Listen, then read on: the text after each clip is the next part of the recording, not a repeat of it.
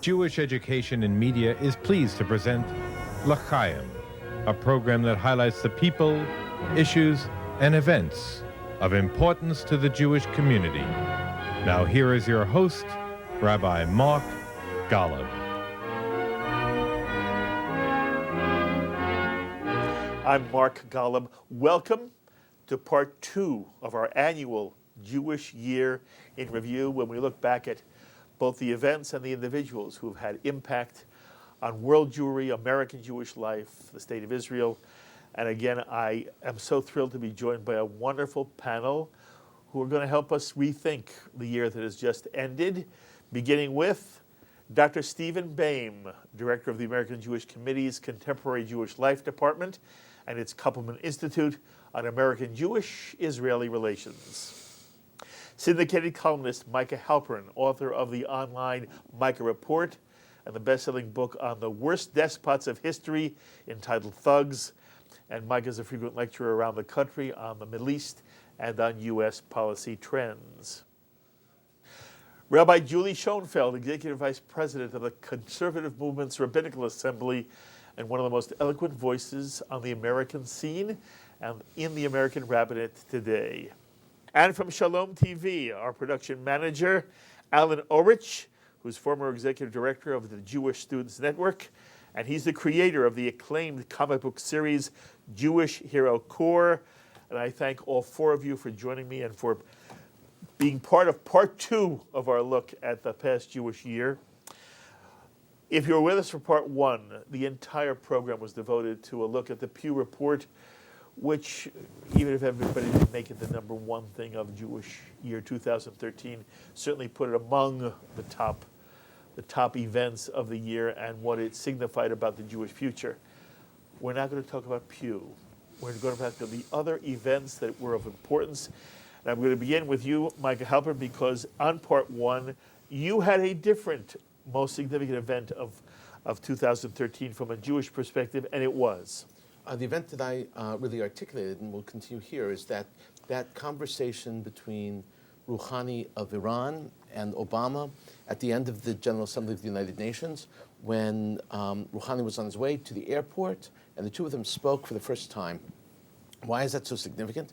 Because it literally broke the ice. It created a major change, not in U.S. policy only and Iran, but what it did is it created a situation whereby Israel and the special relationship it has and its ability to actually protect itself was seriously challenged there. And that leads me and many others like me to ask a lot of serious questions as to how Israel will ultimately protect itself in this threat with Iran. Are you saying that in some way this phone call triggered the entire Iranian, the new diplomatic initiative as America and the West has dealt with Iran? Well, we know that there were some backdoor conversations that took place over the summer. That said, this was the first real discussion between 2 leaders, to the point where Rouhani actually tweeted about it on his way after he got off the phone with the President of the United States, and then from there, all kinds of other things fit into place. You're therefore picking this phone call really as emblematic of an entire movement. Correct. Okay. Which ultimately ended not just in the signing of an accord between the P5 plus 1. P5 is the 5 permanent members of the Security Council plus Germany, together with Iran. And that agreement was to, by and large, bring Iran out of the doghouse. And that's really the objective. Is it fair to say it was an agreement that eased some of the sanctions on Iran? Well, that's the objective, is to ease those. In return for what? To slowing down, if not eliminating totally, the development of nuclear technology in Iran. Okay. And were you satisfied with the agreement? Oh, not at all. The agreement is 7 pages long. I sent you a copy of it, I remember, as it happened. The agreement is filled with holes. It doesn't even say when it begins, by the way. That's a question in of itself. And there seems to be all these other agreements that are happening also at the same time. Iran is coming out of the doghouse already. The United Kingdom, England has already sent a charge d'affaires. They've already created official relations with Iran. Hindustan Petrol, which is the largest petroleum company in India, has already gotten their insurance back on their ships that they can now receive oil from Iran. That's not a part of the deal. The deal says that's not supposed to happen. But Lloyd's of London would never insure them if it wasn't going to be happening. So all these things are on the agenda, and it seems that when that happens, the special relationship that Israel has with the United States, especially with regard to this kind of security question, is a big issue, and it throws the entire Jewish people into the balance. All right, and that's really why it's so significant Yes. for you. Ultimately, the question now is, what does it signal for you about the future of the U.S.-Israeli relationship, correct? Yes, not just the Israel-U.S. relationship, but ultimately Israel's security and safety, and the region's security and safety, because once Iran comes out of the doghouse, they get a power, an energy, which ultimately gives them an arrogance to move ahead and do things and to provide their agenda, which is not necessarily in tune with and in step with what we in the West, and certainly what Israel would consider to be important and valuable. I remember how in March of this year, President Obama went to Israel, and there had been this sense we had that there was a frosty relationship between Obama and Netanyahu, and Obama comes to Israel, and they seem to embrace. And there was in Israel a feeling for a moment of real euphoria that Obama, as he begins his second term of office, had a better sense of the Israeli importance in strategic terms from the United States, and that there was going to be a progress of a lovely relationship between not only Israel and America, but also the American president and the Israeli prime minister. And it seems that the new agreement between the P5+1 and Iran has undermined Jewish feelings that Obama has moved closer to understanding the importance of Israel and the importance of the Israeli strategic role for the United States. As you see now, the U.S.-Israeli relationship, as you kind of see the scope of 2013, as we end the year, Steve, where is it for you? Look, I think it was the French Foreign Minister Talleyrand once said, nations have no permanent friends, they only have permanent interests.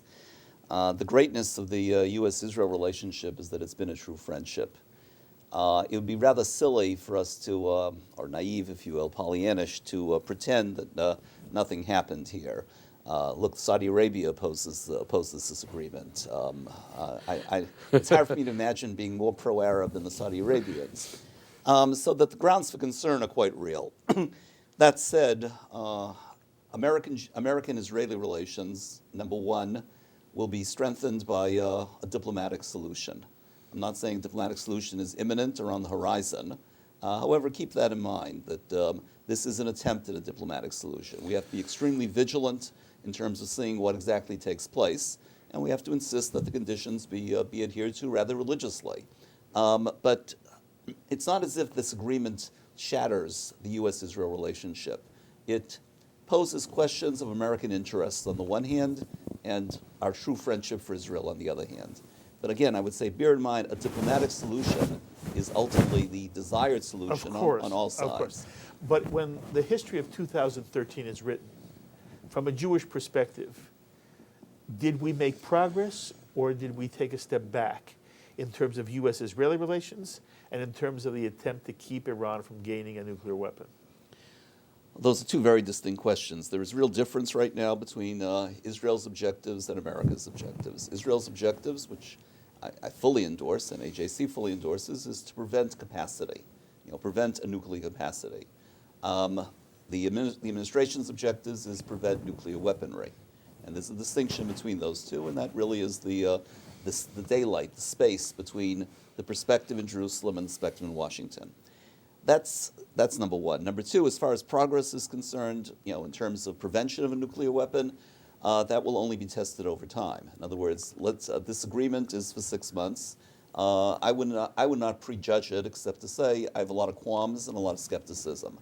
But your larger question in terms of where do Jerusalem and Washington currently stand, I think it's very important for your audience and for all of us to acknowledge it doesn't depend upon one particular issue or policy? It depends, I would say, on four major pillars. Namely, Israel as a fellow democracy, number one. Israel as an embodiment of American values of democracy, freedom, if you will, an extension of the sort of things Americans hold dear. America as a society that is distinctly religious, and by religious they mean Christianity. It's the difference between a Christian state and a Christian society. An America that harbors a very strong Christianity, as it continues to do, is likely to be much more supportive of Israel. And fourth, and this is what we discussed last week, is the presence of an assertive American Jewish community that makes it very clear that it wants Washington to be supportive of Israel. A weaker American Jewish community, which I do have a lot of concerns about, may very well undermine that fourth pillar.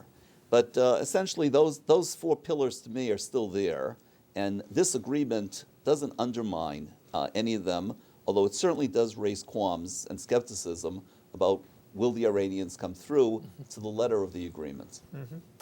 Julie, your reaction to the agreement and where you believe now we stand as 213 comes to an end in terms of Israeli-U.S. relations and the attempt to keep Iran from getting a nuclear weapon?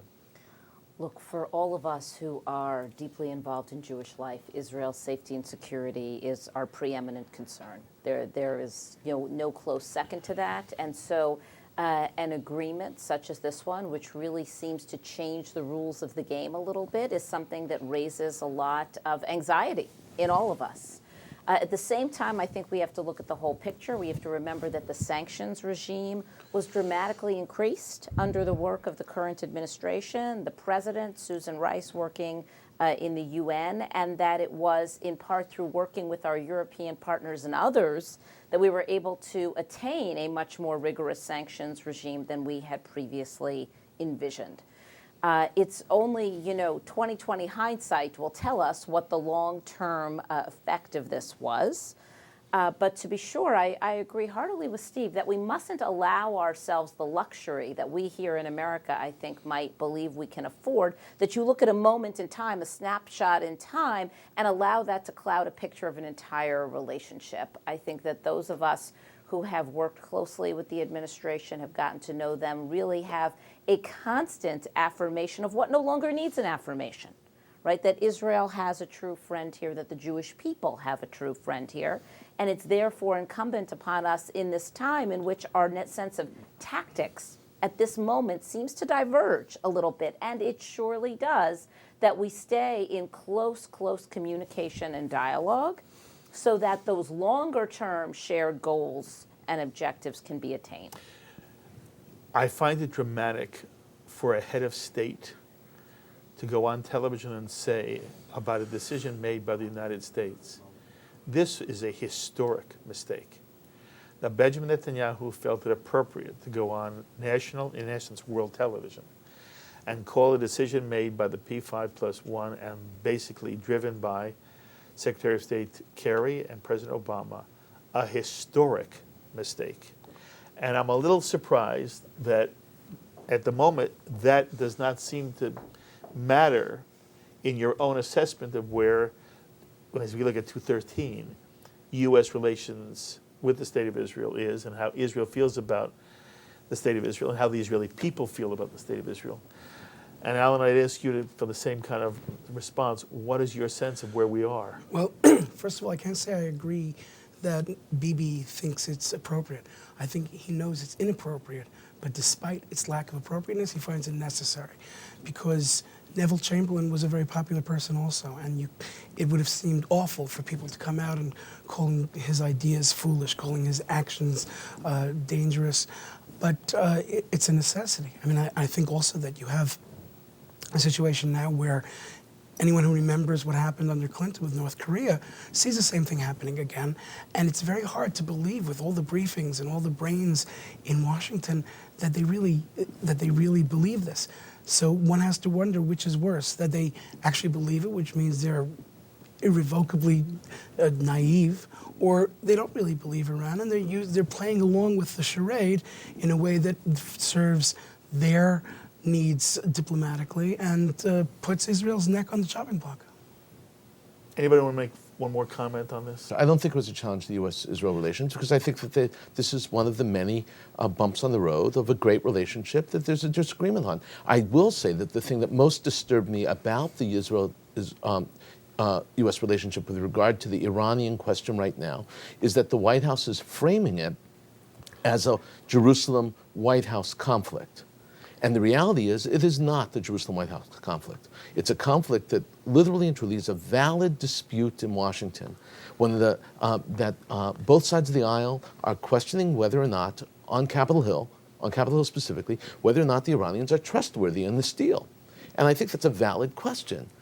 And the White House tends to frame it in a way where it's putting it specifically between Jerusalem and the White House itself. That's not the case. If, let's say, for instance, Chuck Schumer, and there is no better defender of the president than Chuck Schumer, and no one with better bona fides in Washington than Schumer. No, actually, he's one of the most powerful people on the Hill. If he's coming out publicly and saying, which doesn't happen very often when the Democratic senator would stand up and publicly challenge the president, saying, I'm not certain this is a good idea. We don't trust Iran. That means that there's a bipartisan question on the Hill challenging the White House. And it's not simply a challenge of Jerusalem to the White House. And I think that's an important issue. And it's framed in certain ways in certain journals in the United States where we have op-ed and editorial after editorial in the Times. Let's say, for instance, we're just saying, don't put the kibosh on this deal. Let the deal go through. Let's see how the deal works first. And saying to Israel, don't do this. Don't exert your power and influence in terms of trying to squash the deal. I would say that's weird because there should be a serious discussion that's taking place, which is a valid discussion in Washington itself. And it's not Israel's issue necessarily. It's a Washingtonian issue. And that troubles me a little bit. Two quick footnotes. I certainly think it does need to be underscored that the United States did not demonstrate the kind of sensitivity one would imagine in terms of the two countries that perhaps have the greatest stake in this. And as I said earlier, one is Israel, the other is Saudi Arabia. Yes. So if you talk about coalition politics here, that to me is remarkable. And yeah, I would criticize the administration. By the way, Saudi Arabia is organizing a whole move against the United States behind closed doors. Again, whether Israel decides to do that or not, I think is much more questionable, or at least open to question. What is really at stake, though, is the in terms of what the next stage is yes, there is a bipartisan move in Congress, I think led by Harry Reid of Nevada and Lindsey Graham of North Carolina, or South Carolina, which basically is to say, let us increase the sanctions if after 6 months we don't see any real progress. So in that sense, keeping it in terms of a limited issue with American Jewish leverage standing behind it and monitoring it in watchfulness, I don't think that means the nadir of U.S.-Israel relations. It means that we have a voice, we should continue to express that voice, and we should continue monitoring the situation. Okay. I just want to put my vote in. Sure. I think Pew is number one. I think the agreement between the P5-1 plus Iran was the second most, turn out to be the second most important event of a Jewish nature in 2013. I want to go to another event. I want to know where you four would place it. Before 2013, if you spoke to most Jews, they had no idea who Yair Lapid or Naftali Bennett were. Then we have this election in January of 2013.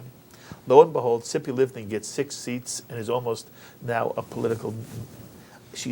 Although she's in the coalition government, she does not have the same kind of political clout she used to. Kadima, which had this enormous rise, and Shaul Mofaz was a huge hero, ends up with only 2 seats and is virtually now a non-existent political force. And in addition to the fact that Netanyahu's party was down 11 seats, and he still has the most seats, and he was able to form the coalition government, the 2 rising stars are Yair Lapid and Naftali Bennett. And all of a sudden, they come and they're at the 92nd Street Y, and they're on Shalom TV, and people are beginning to know them, and they articulate very, very well, and they look good, and they speak well, and they're younger than the older generation. And I want to know from the 4 of you, to what extent was the election of 2013 something that will have impact for any serious consequences in terms of the Jewish future. And Alan, I want to begin with you. As you look at, again, Yair Lapid, Naftali Bennett, they represent slightly different philosophies than Netanyahu, even though they are in the coalition government. They do not agree with each other. Some people were surprised they were able to form a coalition government. But how do you place Israeli politics and the way in which the Knesset has now formed itself as a critical part of this 2013 year? I think it has more to do with the politics staying roughly the same and the people moving forward. Because if you look both internally and externally, how earlier Israeli politicians were viewed, and you see this old world Jewish thing, sometimes typified anti-Semitically with Begin, but Peres and Rabin and even Sharon, and the idea that these young Kennedys, that are coming through and being articulate and not only speaking the language in terms of the values, but showing a sense of openness. I mean, Lapid hit a home run when he brought a technically Haredi person into his cabinet. It's a fabulous piece of work because he can come to New York and and speak at the most religious synagogues, and he can make a case for someone who's very clearly a reformer in many ways. And Bennett also carries with him enormous Westernism, an enormous sense of vitality and dynamism that the people in Israel, the younger people in Israel, growing community, they value at least as much as people do in the United States. So it reminds me of the famous historical issue about politics on television, that if not for TV, Nixon would have been the president in 1960 rather than John Kennedy. What's your sense, Julie, of Naftali Bennett and Yair Lapid? So it's interesting, Mark, when you said just a minute ago that the conversation between Rouhani and Obama will turn out to be one of the most important events. I hope it does not. Yes. And when we talk about Yair Lapid and Naftali Bennett, I hope it does. And I must say, on a recent trip to Israel a few weeks ago, it was really remarkable, the difference. You go and you have this whole slew of meetings, and all of a sudden the faces have really changed. And the agendas have somewhat changed. Yes. But I hope we'll get into talking about religious pluralism, because I think they haven't changed enough. We'll talk about that. But look, let's also remember that Israeli politics have been blessed with a number of important parties and movements that haven't really had staying power in the past. And so what we need to see is a kind of a political will developed and sustained among the people of Israel that can come together around agendas and accomplish them, internal as well as external. I think that Yair Lapid and Naftali Bennett certainly speak a language that we relate to, right? The question is, in a country that has in some ways grown more conservative in a lot of its politics and moved to the right in a number of ways, whether they speak a language each in their very different way. In some ways, we shouldn't actually say the two names in the same breath. We should say them respectfully, but very distinctly, right? They have very distinct agendas. The question is whether Israelis will continue to sustain political will around them. And regarding U.S.-Israel relations, one of the things I've pointed out to a number of Israeli leaders is that in their relationship with the American Jewish community, we are now talking to some new people. They are talking to a lot of the same people. Interesting. Right? And what's going to happen in Israel within the next several years when the people who are convening all of these many events, there's also a generational change here. Okay. Naftali Bennett and Yair Lapid. First, I don't mind coupling them together because they coupled themselves. They created a negotiation together and said they were going to join or not join Bibi's government, together or not together. And I think that's important, even though they have a lot of distinctions. I'm not picking, I'm saying it's very important to see, because they saw the most important, unique element of who they were was their newness, was their renaissance in certain ways. And they really were a reshaping of old traditional parties into new ideas. Bennett's party was originally the Mafdal, the National Religious Party. And he too stepped way out of bounds by taking secular people into his party, which was very, very interesting. I think that Israel is an exciting, dynamic polity, and it's also very fickle. And it goes back and forth in a lot of different ways. But the reality is that the vast majority of Israel is in the middle. Mm-hmm. And we cover it in a way which is heavily focused on the extremes. And the reason why we do that is because it's entertaining. It irks us, it aggravates us, it excites us, it energizes us. But the reality is, it's a hyperbole. It's exaggerated. The vast majority of Israel is in the middle. The vast majority of them have had enough with regard to the question of peace. They say we can't trust now. A lot of them are interested in just pursuing their lives and engaging. A lot of them embrace equality and all the other kinds of things, and they're very, very important. But we don't focus on that as much as we should. This is an example. These particular characters, these young, new leaders, it's an example of how we see the masses gaining a voice. And I think that's very important. The agenda behind both these politicians was and remains, as far as I can tell, quite ambitious, and that's the reason it resonated so much. It's not just the pretty face and the although that is part of it, the ability to speak English with impeccability. All that is wonderful, but ultimately it's a matter of policy rather than and particular agenda. And what would you say is the highlight of each of both Lapid's philosophy and Bennett's philosophy? Because they have made it very distinctive. If you say, what's the one thing that comes to mind when you think of Yair Lapid? A new social contract, and that's expressed in some of the people he's appointed. Certainly an attempt to bridge the religious-secular divide, and a focus on internal domestic reform. Right.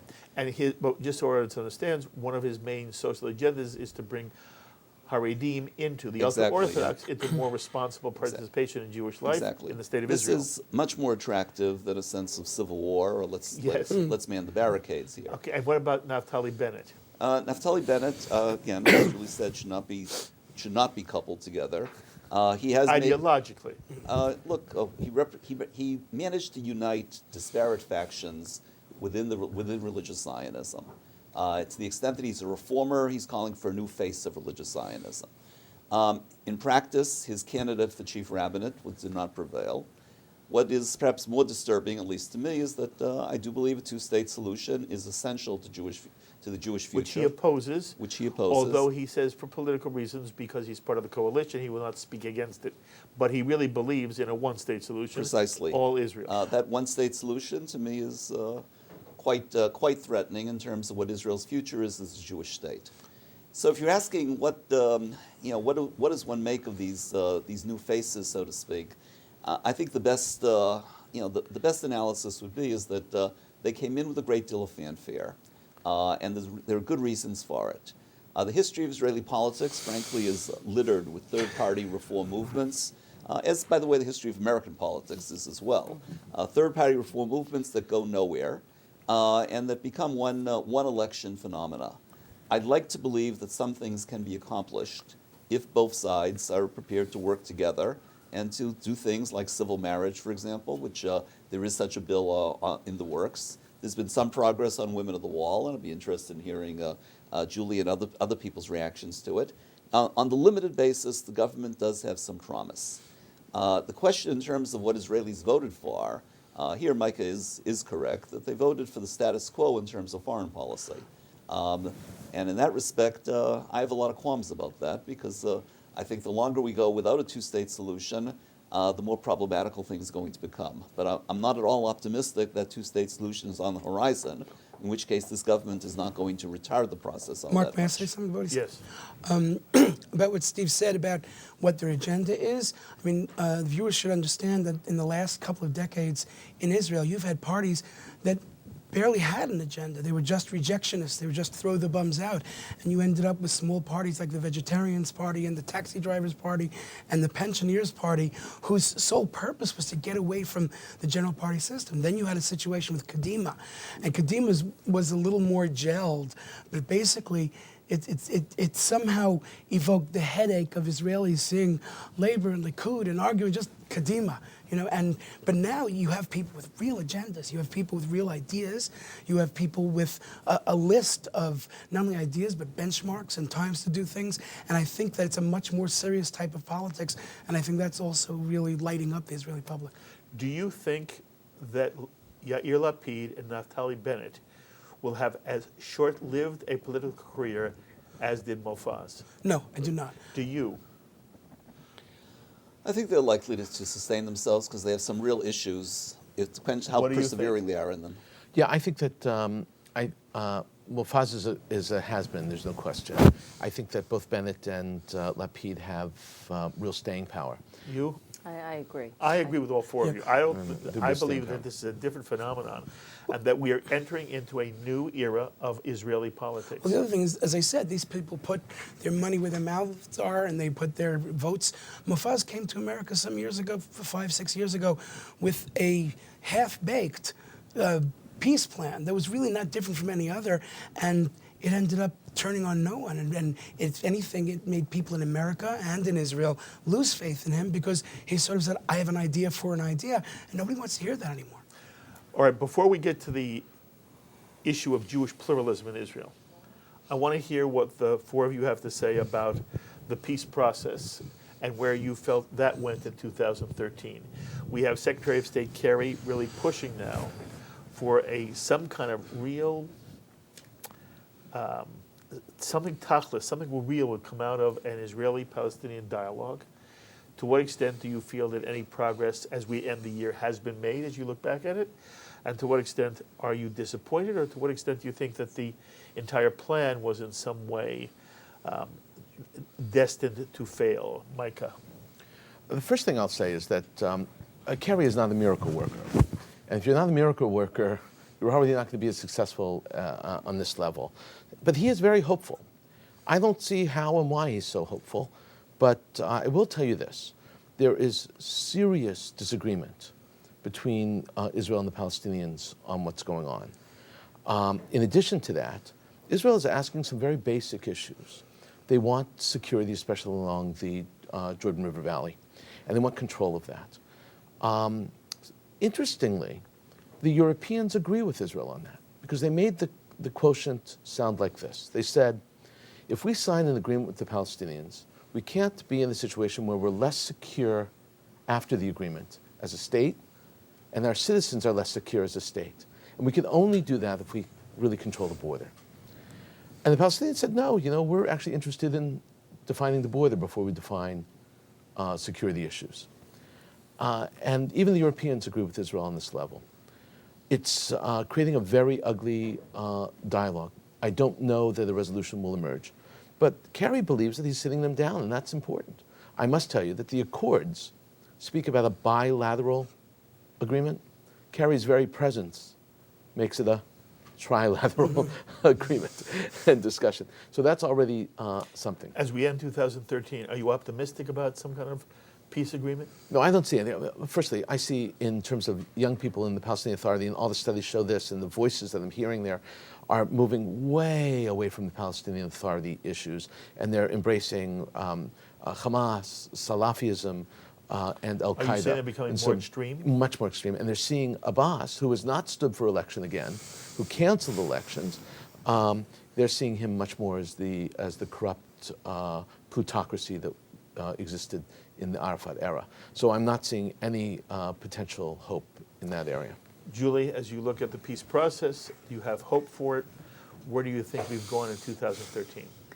I think it was a very bold move on the part of Secretary Kerry to come to AJC Global Forum and make that speech and launch this process.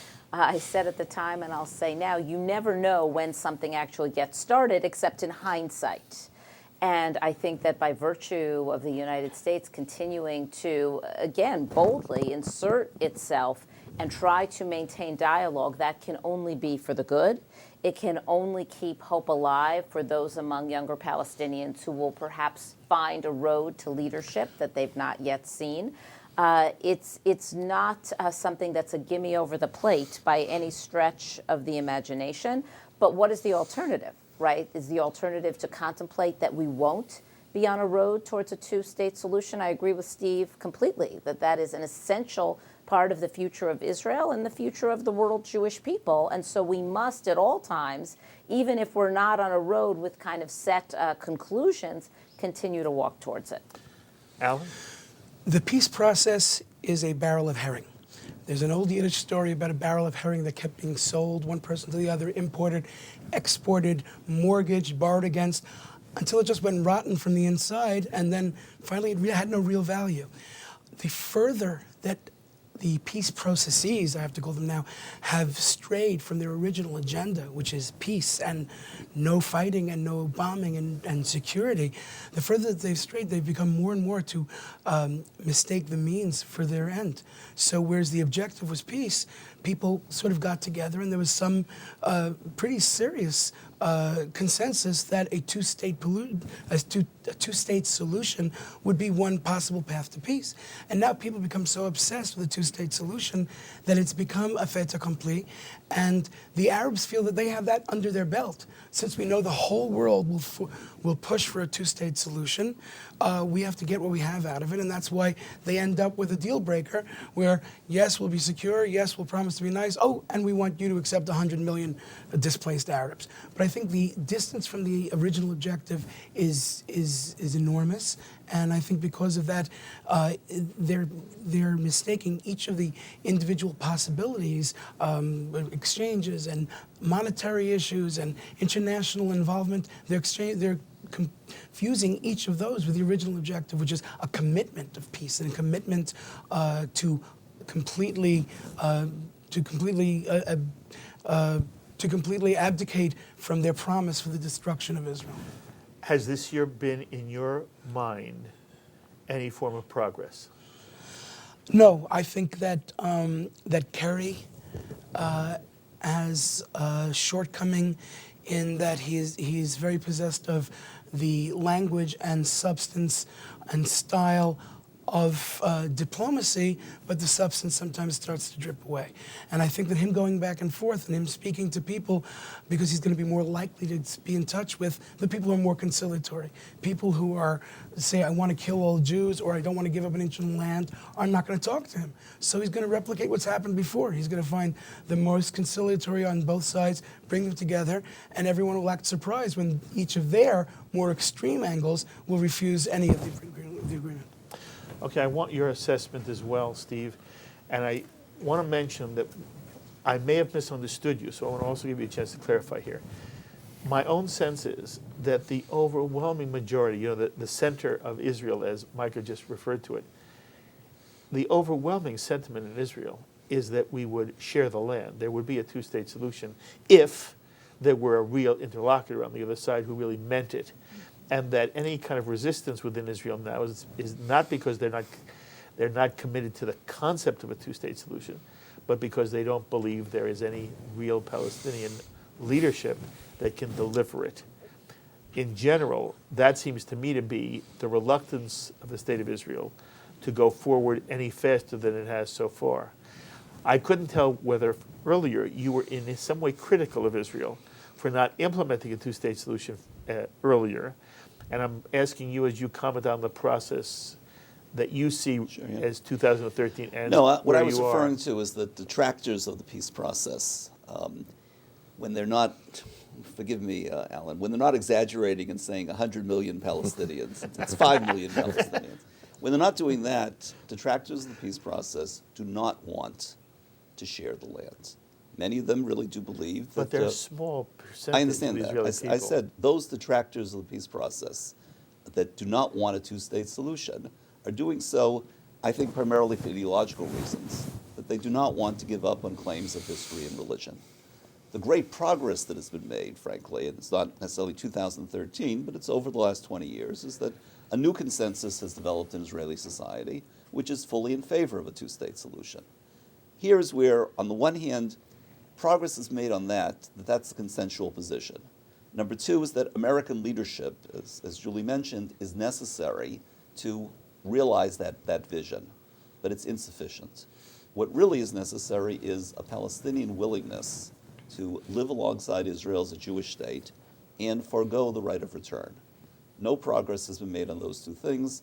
One of the most searing incidents of 2013 was when Abbas did say, I realized I don't have the right to live in Sfat. I would like to be able to visit. What was disappointing about that was the reaction it got. He had to apologize for that within a matter of hours.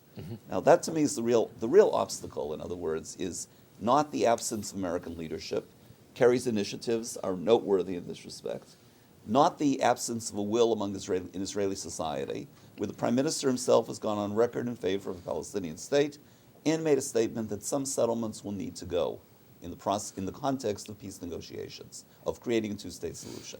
But the real obstacle remains Palestinian unwillingness to accept Israel as a permanent reality in the Middle East. When I said 100 million, my whole point was merely that no one thinks that the amount of people that they have asked Israel to repatriate, no one thinks that it is in any way possible to take even a small percentage of that and retain a Jewish state.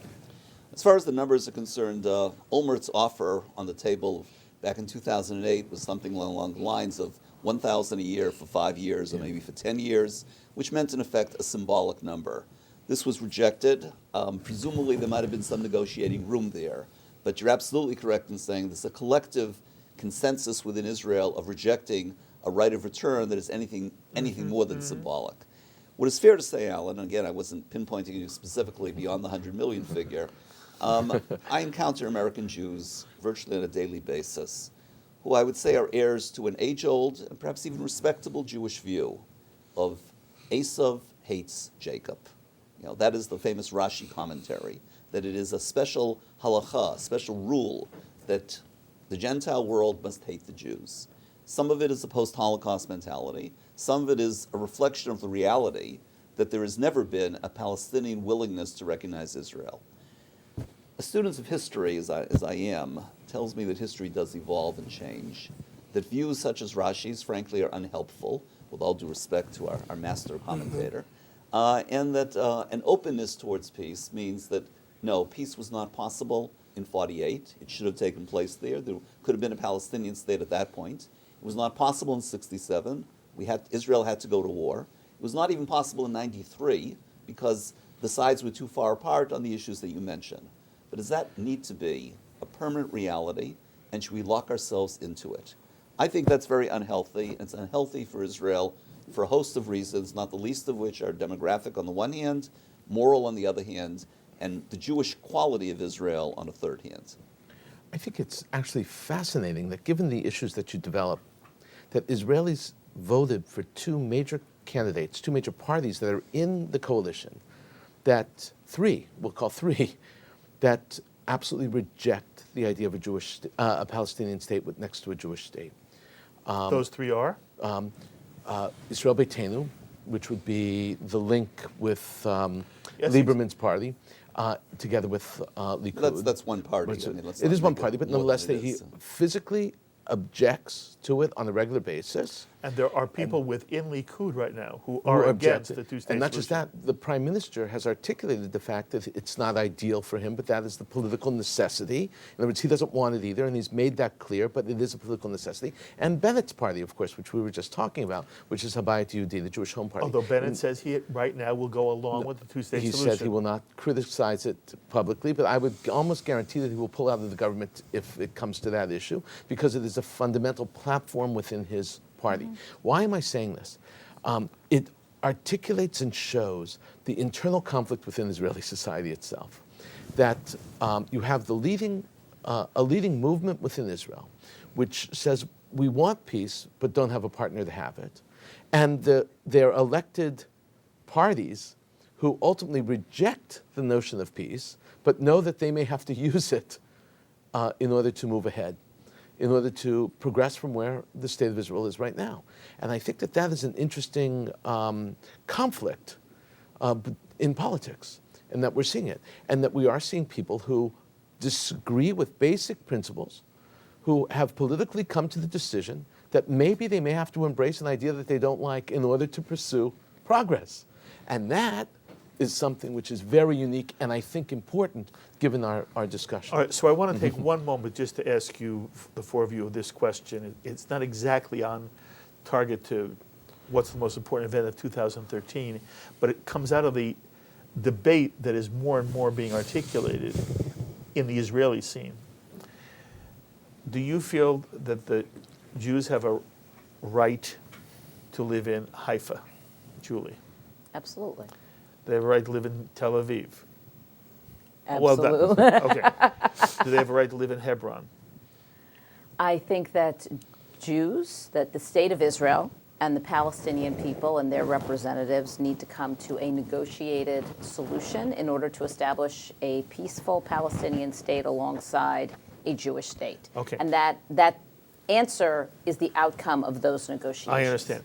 But for some reason, for you, the answer wasn't as simple as it was when I asked you about Haifa and Tel Aviv. I have the right to do all kinds of things that may not be in my long-term best interests, right? I have the, whether it's not just merely a question of whether you have the right. We have two peoples who must live alongside each other and must find the way to do it. So that's why I object to the framing, if you will. Do you have the right to live there? Well, we'll determine what those rights are. We all acknowledge that there's a need for a negotiated solution. I'm asking you the same thing. Look, Jerusalem is the third holy city for Islam. They demand, and understandably so, the rights of settlement, visitation, pilgrimage there, and we acknowledge that. If they demand that for their third holiest city, I would demand no less for our second holiest city, which is Hebron. However, the issue then becomes one of political wisdom. The political wisdom of settling in Hebron was questionable in 67, it was questionable in 77 when they actually moved into Hebron itself, and it remains questionable today. I think it remains questionable today because of, number one, numbers, and number two, the actual relations on the ground. Given those realities, right now I don't believe it's in Israel's long-term political interest to be mandating that right. Were there a negotiated settlement, then the issue of rights would then come into play in terms of visitations to holy places. But no, in terms of, you're asking me, do they have the right? Yes, they have the right. The issue becomes one of political wisdom. Yes, by the way, if you say it that way, I understand it better. Because I understand from my perspective, and I want you to tell me if I'm really wrong here. I believe Jews have a right to live in Tel Aviv. They have a right to live in Haifa. They have a right to live in Hebron. Then there becomes a political reality. What must be done for me to implement that right? In the ideal, it seems to me that a peace settlement with the Palestinians, even in a two-state solution, should not preclude Jews living in Hebron. And I want that to be the mentality of the Jewish community here in America and the Jewish community in Israel. I want a two-state solution. The Jews have always said, since the 30s, the Jews have said we share the land. By the way, it wouldn't have been a Palestinian state in 48. It would not have been? It would not have been a Palestinian state. What would it have been? An Arab state. Nobody would have called, and not that the people living there didn't consider themselves Palestinians. But that's a separate issue. Okay. I know what you mean. Everybody understands. There would be an Arab, there would be a second non-Jewish Arab, Palestinian, Muslim state on the West Bank. If they take it in 48, they didn't. With a much smaller Jewish state, by the way. That is much smaller Jewish state. And I understand that there are Palestinians who argue, if you as a Jew are willing to give up your right to live in Hebron, why aren't you willing to give up your right to live in Tel Aviv? That from the Jewish perspective, we have now assimilated a difference in our own thinking because we're so committed. I am committed to this notion of a two-state solution and sharing the land. But I shouldn't be, it seems to me, committed to giving up the notion that the Jew has in reality as much of a right to live in Tel Aviv as he does in Hebron, or better said, Hebron as Tel Aviv, especially if the Jew is willing to live under a Palestinian flag. And I want the Palestinian to say the same thing to me. I want him to say, I'm going to have Palestinians living in Israel, and of course the Jew has a right to be in Hebron. And I think that many American Jews who have been for the two-state solution don't go the extra step. And the reason why I asked the two of you is, I understand how committed you are to the two-state solution, and I wanted to know whether the articulation of the problem that I see, that American Jews and Jews in general who are committed to this two-state solution don't think through what it means to say, do we have a right to live in Hebron? Whether you think I am mistaken or whether I make an interesting case to you.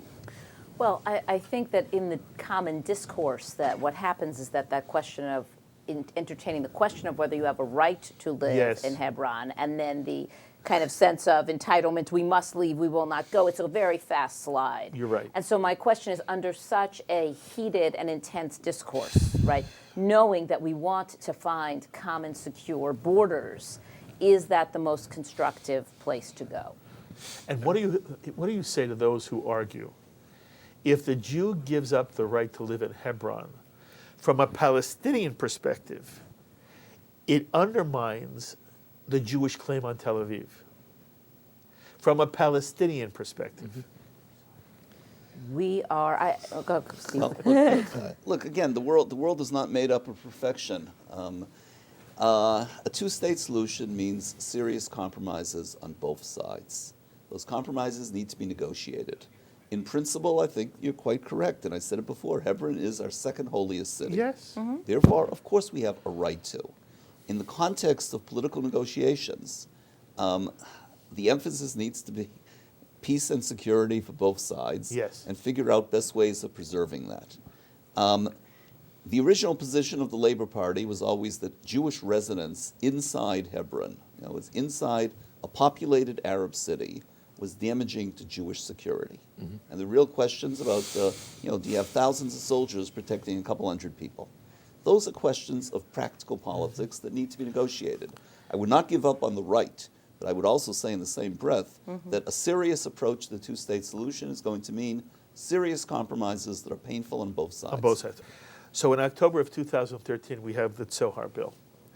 You have been one of the most vocal and successful advocates of Jewish pluralism coming from the United States, really the whole world, but your concern here is the extent to which Israel embraces not only orthodoxy, but non-orthodox forms of Judaism, which in America have been labeled conservative Judaism, Reform Judaism, Reconstructionist Judaism, and the issue of women at the wall, and whether there should be a third section, an egalitarian section for men and women to stand together. In 2013, we saw the Tzohar Bill, which said that the state of Israel will finally enlarge the opportunity for Israelis to be married, certainly with rabbis of their choosing, as opposed to rabbis of their locality. And there will be now a third section at the wall where Jews who want to stand with their wives, husband and wives together, and to pray in non-Orthodox fashions can do so. To what extent are these advancements in 2013, for you, some of the more significant events of this year? They are certainly among the most significant events of the year, and they certainly, in their totality, I think show a real sea change, not unrelated to the previous election, to this immediate past election. I want to distinguish between those two pieces and also what is not there. First, I want to take a step back. I think that the key issue for the American Jewish community, for the world Jewish community, is to help Israel live up to the principle of freedom of religion and conscience, and full equality. The issue is not one of religious pluralism. The issue is one of religious freedom and religious tolerance in the Jewish state. I personally believe that the fastest, most effective way to get there is to advocate and lobby ceaselessly at all moments for equal funding for all religious streams, because essentially what we need is a long-term change in the Israeli population, right? We need people to have access to rabbis who are of the streams. We need people to have access to synagogues, to mikvaot, especially, apropos our last conversation, to a full system of education. And it's only in that change, not in a particular situation only at the Western Wall, but in actually a whole structural change of access to religious education and life that will make the difference, or even the full Sharansky plan as laid out will be a Potemkin village. It will merely hide the inequality that is behind it. On the subject of the Tzohar Bill, I am a great admirer of the Tzohar rabbis. I'm a great admirer of Rabbi Tzav. I am a great admirer of all that they do and stand for. And summarize what it means. What it means is that you have an important, more liberal element, a community, really, with a very important philosophy in the Orthodox community.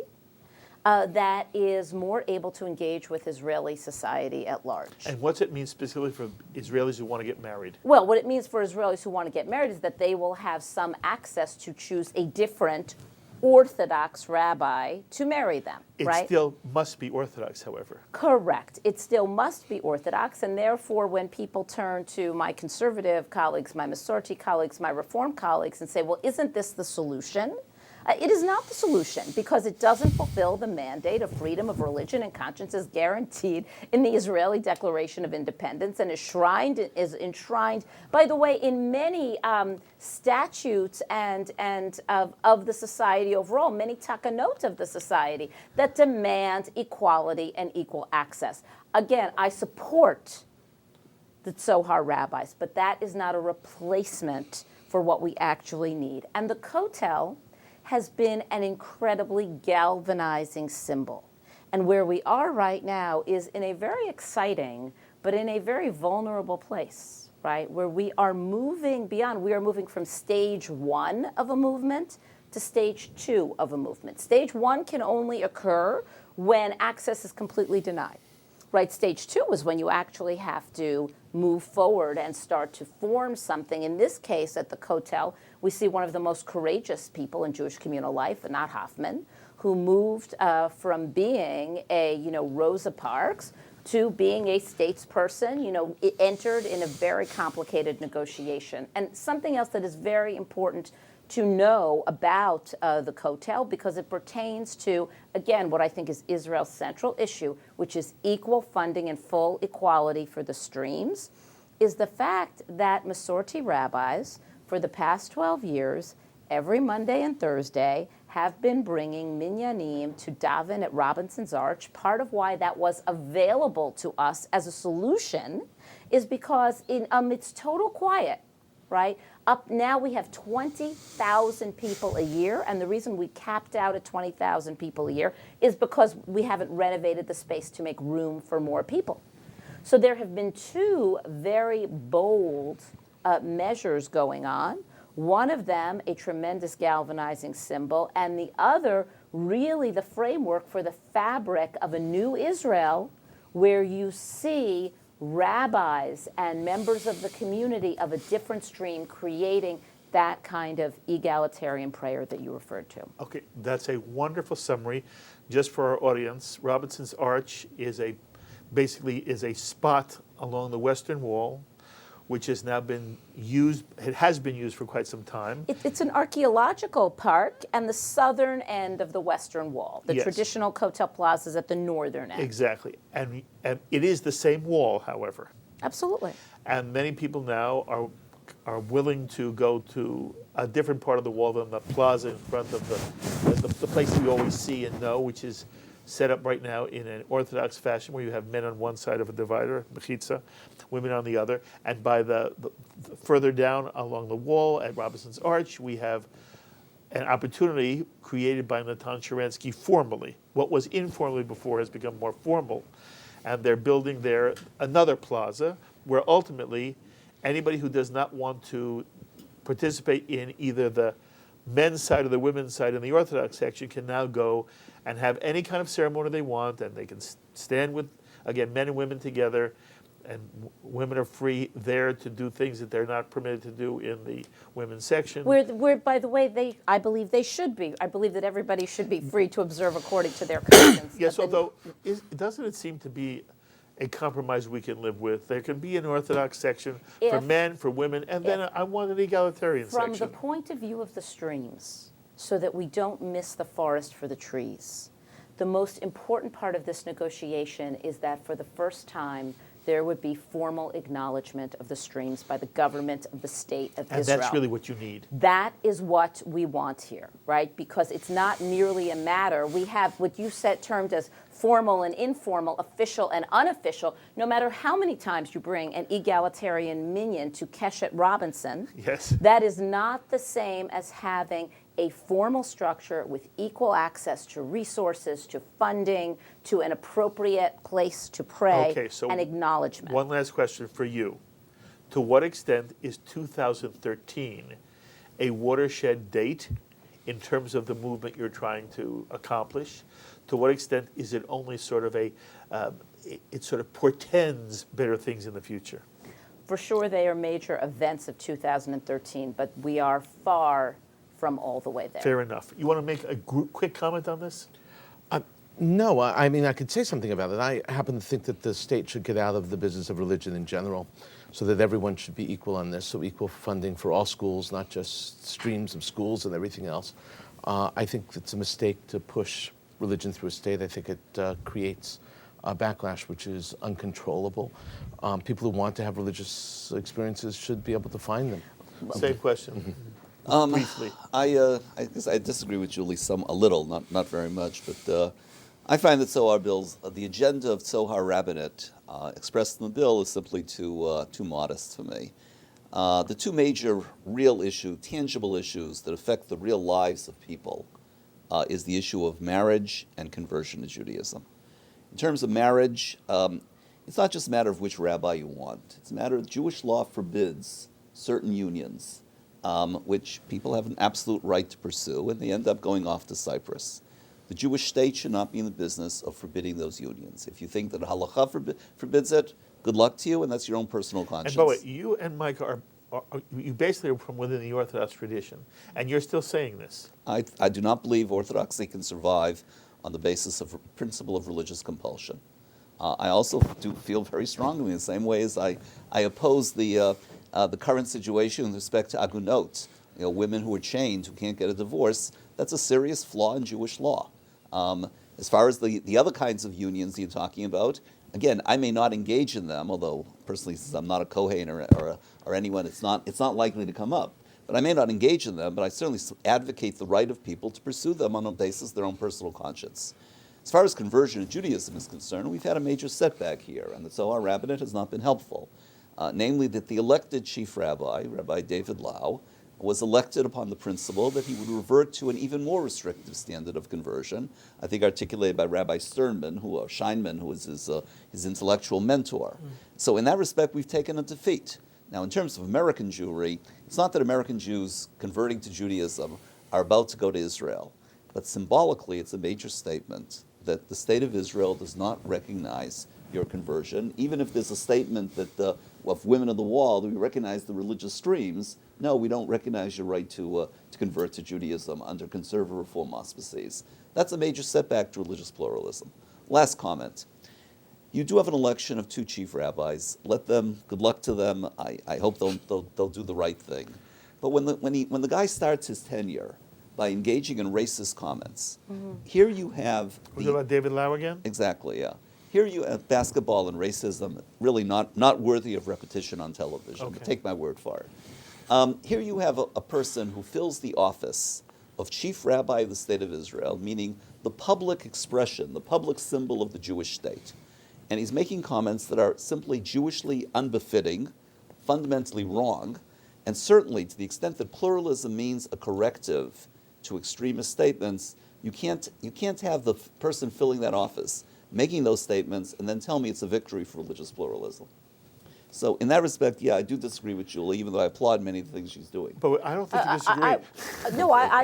I didn't suggest that the election of Rabbi Lau is a victory for religious pluralism. Yeah, but you said there's been real progress. There has been some progress, Well, hasn't there? Limited progress on some Just- areas. yeah, More just people know also about to- it, that's progress. No, A but lot just more people know. also to clarify, certainly on the issue of conversion, there is no question, and it's part of the same matter, right? The acknowledgement of other non-Orthodox forms of Judaism in their conversions, in their marriages, is all part of the same. Apropos what Micah said about separation of synagogue and state, as an American, naturally this is, in my bones and in my core. I don't see that happening in Israel until we have some fundamental changes in the society that can only come through full equality and equal access. We'll see it more and more, actually, and part of the new Israeli is identifying this. We're seeing a major move, by the way, of the unification of the rabbinate, getting rid of one of them. There's a huge push on this now, and there's a bill actually before government on that question. I would see in the near future the dissolution totally of the chief rabbinate and its role and responsibility. This is not necessarily Yet your Lapid diminution. did not support that? I realize that. I'm not an advocate of any particular party, but I will say that that is not to say that there will be a diminution of Jewish expression in Israel. What I'm saying is that I see less and less official Jewish policy coming out of the state of Israel. And I think that that's a good thing. People should have their ability to choose. Their ability to choose many, many elements within the state, and Jewishness is just one of them. And this, by the way, is exactly in tandem with my ideas about American Jewry. But specifically with regard to the application of Judaism, it is very difficult to have a physical authority telling you who you can marry and who you can't and what you can do when you do it. And conversion is the same thing. The eradication of the chief rabbinate, though, will do that, and you don't have to completely separate synagogue and state in order to the chief rabbinate has to go, right? It is not a viable institution. And they're for the people that Jewish ultimately make these decisions, and it's through that issue. In addition to that, the question really is, where's the money going to go to these other religious agencies?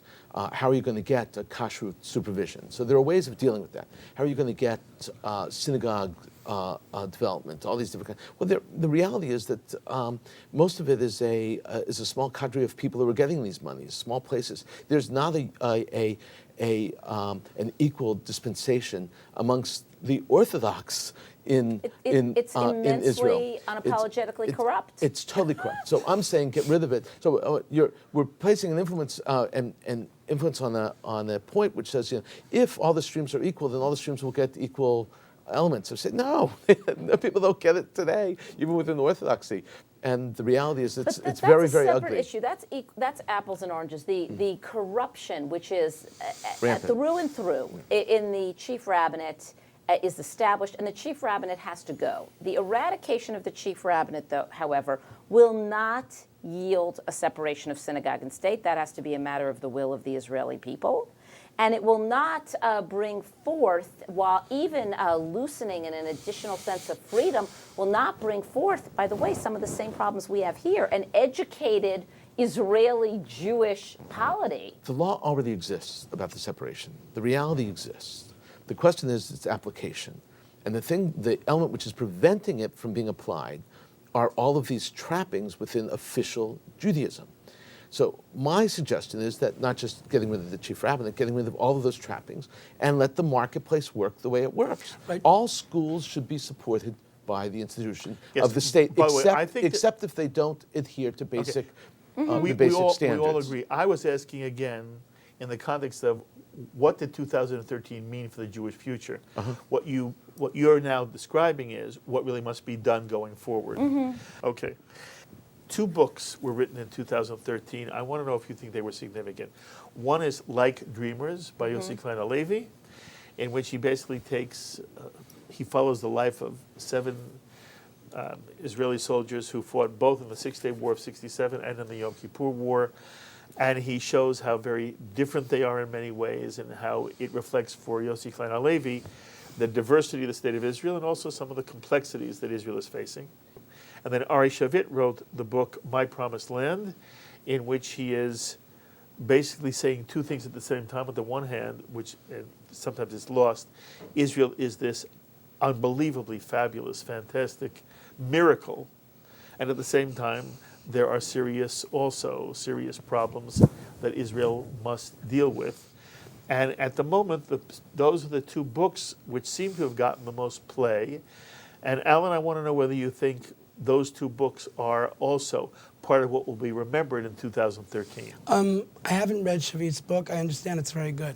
But I'll tell you, Klein Halevi it's like he has a 4-dimensional heart. He gets people and speaks to the reader in a way that's unworldly, and I think that's going to be a book that will be remembered. Are you familiar with either of them yet? I'm working my way through both of them on my various electronic devices, yes. Look, it is, they are both. I think I'm learning a tremendous amount. They are brilliant retellings of the story that we know well. And what is both very sad in some ways and very brilliant and very hopeful is the tortured heart of the Israeli and the Jew and how we are still struggling with these epic questions. And really, as we enter a new year, may we all have strength right? To do what is good and right and what will bring forward the strongest Jewish people. You know, the New York Times had a big piece on Shavit's book, and it focused almost exclusively But who's counting? almost exclusively on the it's Lida count. issue, where in an Arab village, city, there was expulsion and forced expulsion, and the question is whether the Talmud Torah narrative that we didn't push anybody out, we invited every Arab to stay, and then the Benny Morris type revision where, no, there were places in which, yes, Israel did say we need this to be, for whatever reason, Don't Jewish. forget Benny Morris's revision of Yes, his- but of his by the way, Right. Benny Morris did write it's not a retraction of it. retraction, but he basically said the story isn't being told the way I really meant it to be told. And I'm wondering whether you think some of this is true about the Shavit book. That's where I was going. Where I was going was, to what extent now is 2013 leaving American Jews with a sense of, oh my goodness, did Israel come into being with some kind of cruelty to the Palestinian people? First, I love the idea that we're talking about ideas and books in around the table here, because it means something to me, because books are my life, and I hope them to be part of all your viewers' lives also. There's another element which I think is important, and that is that there is a subcategory of history called the study of historiography, the study of the writing of history. And Shavit now finds himself on that plane. There will be an argument about the writing of history because of it. That's exciting. It's exciting not because he's right or wrong, because it's his now perception, and he's adding now to the question of how we now perceive of that particular history. So you mentioned Benny Morris, Shabtai Tevet. There are a whole slew of people who have written exactly about these issues. And the variance between them is not all that dramatic. When you start taking one chapter of one and comparing it to another, it really is not the first time that these things have been raised in a not totally condemning way, in a way which sort of says, and this is important, he's not hiding what happened, but he's also trying to give a context through which it did happen, despite the fact that it's still very difficult to read. That chapter is very, very hard to read. That said, it gives a context as to why it happened, and he even adds, and this is the beauty of the book itself, because he adds an element of the historiographer, of the writer, who sort of takes a step back and says, I realize that some really not so nice things happened, but the alternative There'd be no state without it. is worse. Yes. Want to make a comment on this at all? Absolutely. Look, I reviewed the Yossi Klein Halevi book. I thought easily it's the best book on Israel I've read it, probably in my entire life. Like Dreamers. Like Dreamers, exactly. What is attractive, which no one has picked up on, frankly, though, is that Klein Halevi is trying to write programmatically. I mean, it's a history, you're quite right, but it's programmatically he's trying to strengthen the Israeli center. His favorite characters are those who try to build bridges. One on the right, Yoel Ben Nun, and on the left, Oirich Asmon. Those are the people that he wants to build with, because they're really trying to create an Israeli soul that transcends particular partisan divides. Obviously, they are badly threatened. They're badly undermined by people on both right and left. He's got a communist on the one hand, and he has the late Hanan Parat on the other hand, who really are not bridge builders, but are polarizing figures.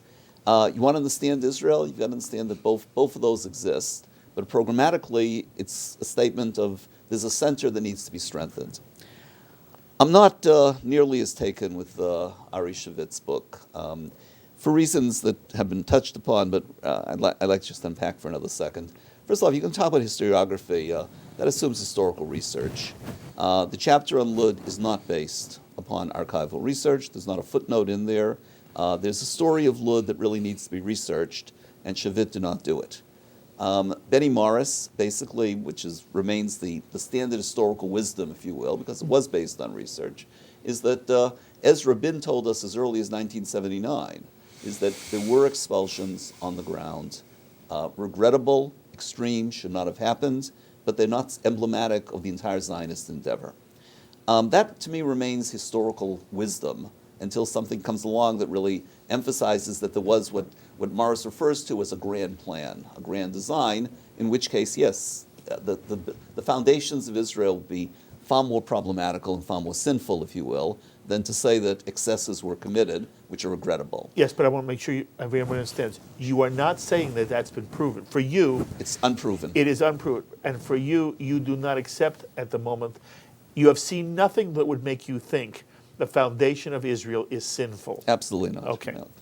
The second problem I have with Shavit's book is, unlike Klein Levy, is I ask myself, where exactly is Judaism in this marvelous Jewish state? He celebrates quite correctly technological achievements. We stand in awe of them. This is talk about Zionist mythology. It's transforming a swamp into a high-tech Silicon Valley. On the other hand, I find it quite uninspiring. And not that it's worthy of our respect, and the people who've accomplished it certainly deserve our credit.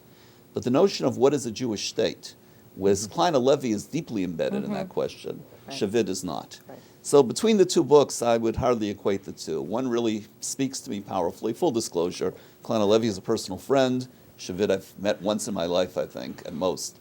But having read both of them, I'd venture to say one book deserves an A+. The other is worth reading, and there's a lot of things to learn from it. But no, it doesn't. It doesn't resonate that way.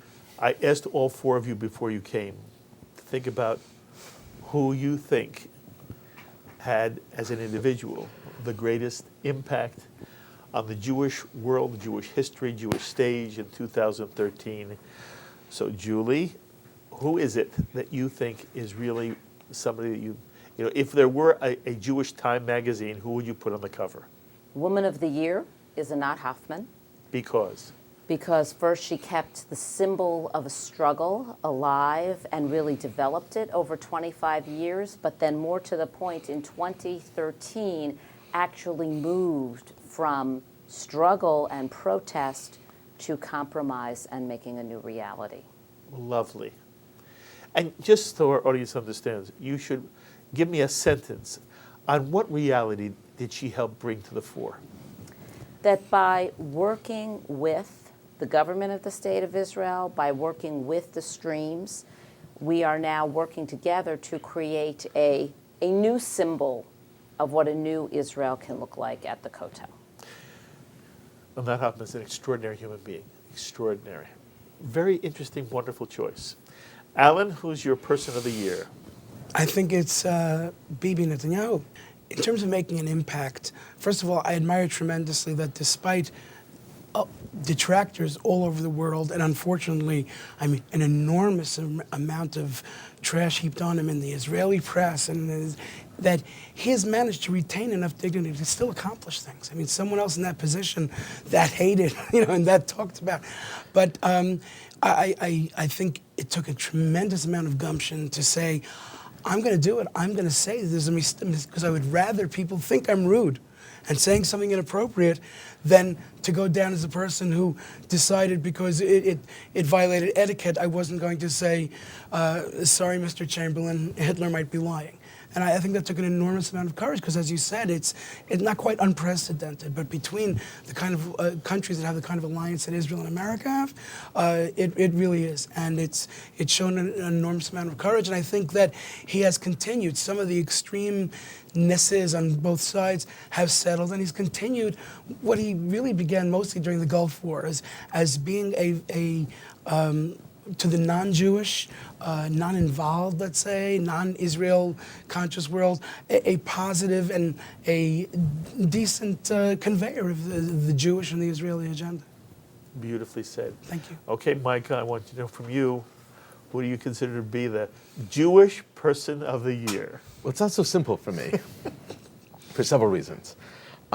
First is I have to begin by saying I have two different covers. The first cover is a split cover, and in the split cover, you've got to remember that Time magazine also chose negative models as people of the year. They have, absolutely. Osama bin Laden was Hitler was the man of the year also, a person of the year, etc. So on one cover, I would have a split cover of Obama and Rouhani, because I come back to that very same issue. So I'm trying to be as consistent as I can. On the other cover, though, I think the person of the year actually is Arik Einstein, who died on Hanukkah of this past year, who it really encapsulated, for me at least, a tremendous amount of love of the Jewish people, love of the land of Israel, love of the culture. And tell our audience Judaism. what he did. He was probably the most gifted Israeli entertainer / singer, songwriter, poet, and even actor in that way. Many of the songs that we sing are actually his songs. We don't even know that they are For his. example? Ani ve'ata nishanet olam. Let's say, for instance, these kinds of just spectacular things. And so his loss will be a loss that we will all feel. Very interesting choice. Okay, Steve, who's your person of the year? Look, last week we spoke in terms of what I call the greatest existential threat as the issue of assimilation, the meaning of the Jewish people. The person who best gave expression in a positive sense, and also relates to my comments earlier about Ari Shavitz, my flaw in Ari Shavitz's book, the person who gives the most expression to what I call that existential dilemma is Ruth Calderon. She chose to give her maiden address in the Knesset as a Talmud shiur, a lecture in Talmud. This to me was incredible for numerous reasons. Number one, it was a statement that Israeli politics is not simply a set of political questions. Either it's rooted in some authentic Jewish teaching, or it is simply politicking. Secondly, without question, there was a certain amount of drama here. Talk about women in Judaism, that a woman gets up to give the first Talmud shiur in the Knesset, and since then she's established a whole coterie of Talmudic scholars, Talmudic students studying together.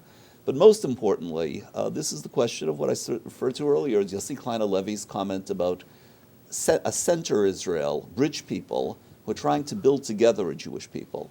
What Ruth Calderon has done is broken with the Israeli secular mentality that Jewish texts, that's the property of the ultra-Orthodox. She said, let's reclaim those texts for ourselves. That to me is inspiring on the one hand. Two, it was about the last thing anyone really would have predicted. So in that respect, it was a real surprise. Well, the four of you have picked such a wonderful melange here of different personalities, women and men, politicians, Israeli, non-Israeli, and also someone from the arts. So in some way, it has been a very rich Jewish year. Do you feel it's a year of promise? The best thing about Pew that we discussed last week is that it may very well be a wake-up call to Jewish leadership in terms of changing of priorities. If it is, the year was one of promise and one of blessing. If it's business as usual and we learn nothing from all these things, then no, it's not a year of promise. You know, by doing Shalom TV, I get to sit with and meet with and talk to, sometimes spend time off camera with extraordinary people who are making enormous contributions to Jewish life. And what a pleasure it's been for me to be able to sit with these four people. Thane Rosenbaum joined us last week. He couldn't come back this week, had a little bit of a problem. And Alan Oirich, who was wonderful, sat in for him. But I hope you appreciate that you have individuals here who have extraordinary, the word is neshama, you know, a Jewish soul, and they always bring intellect and they bring passion, they bring insight, and they try to be as honest with you and themselves as they possibly can be. And very often we don't have a chance to hear these types of people reflecting on Jewish life, in this case, over the past year, but whenever they're here. I can't tell you how much it means to me. And you know, Julie, you run the Rabbinical Assembly. You're busy more than anybody I know, and yet you always make time for me. And you represent something very, very important on the American Jewish scene and really, Julie, on the world Jewish scene. How smart was the Rabbinical Assembly to choose you, and how gracious you've been, and what a gift you've been to me. Thank you for your friendship and for sharing so much of yourself all the time with our Shalom TV audience. May 2014 for you be a wonderful, wonderful year, and we'll sit with you often. So thank you very much.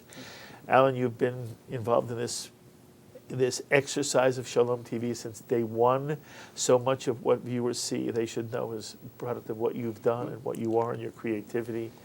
I've said to you off camera, you are the brightest person I've ever met, and it's extraordinary simply to work alongside you, and I'm so glad you were able to sit in, and I thank you for joining us. Pleasure. And Micah Halpern, from the day that you have first sat here, you have brought so much wisdom and a breadth of understanding of things that is so rare. Rarely can you have someone, you sit with somebody who brings the kind of perspective you always bring, as well as this extraordinary Jewish soul you have. And your friendship has been one of the most wonderful things I've also been benefited from by doing Shalom TV. Thank you very much.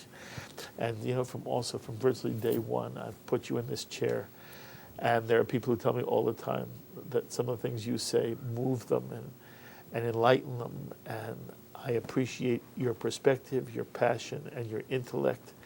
And to be your friend has been one of the great things for me for Shalom TV. So all four of you, on behalf of a viewing audience that can only send you emails later on, I know that they are so appreciative.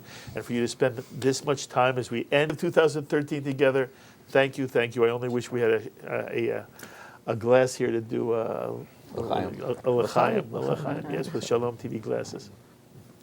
And as always, I thank you for being part of the Shalom TV community. All of us here hope you have a healthy, wonderful, successful, joy-filled year, 2014. May it only be one in which you are enriched by all the people in your lives, and maybe the world will take a step closer to peace, and the Jewish community will, as Steve Bayme hopes, wake up and address some of the issues that really need to be addressed, so that 2014 will begin a new era as we continue to move forward and forward and forward from strength to strength to strength. As always, we'd love to hear anything you have to say about the ideas expressed both this week and last week as we do our year in review. Please email me, write me, post on our Facebook wall, tweet me. I look forward to hearing from many of you. Until the next time, until next year.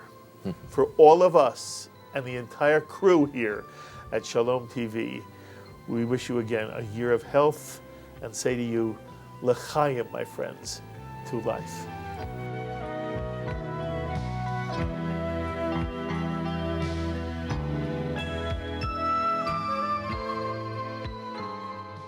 We would be pleased to send a complimentary DVD of this program to anyone who wishes to support Shalom TV with a tax-deductible gift of $36, double chai or more, to the nonprofit organization Jewish Education in Media.